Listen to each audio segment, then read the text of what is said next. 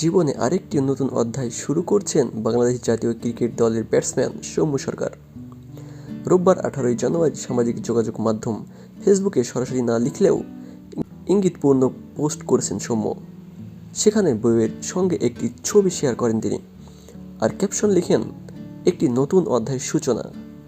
ছবিটিতে সৌম্য পরে আছেন একটি কালো টি শার্ট আর কালো ক্যাপ। তার স্ত্রী প্রিয়ন্তী দেবনাথের মাথায় কালো ক্যাপ। সৌম্যর টি শার্ট আর ক্যাপে সাদা অক্ষরে লেখা ড্যাড, আর তার স্ত্রীর ক্যাপে লেখা মম। সৌম্যর স্ত্রীর এক হাতে আবারও দুটি ছোট মোজা ধরা। একটি সূত্রে জানা গেছে, সৌম্যর ঘরে নতুন অতিথি। বাবা হলেন তিনি, আর তার স্ত্রী হলেন মা। আমেরিকাতে জন্ম নিয়েছেন সৌম্যর মেয়ে। খুলনা তুতপাড়া গ্রামের গোপাল দেবনাথের মেয়ে প্রিয়ন্তী দেবনাথ।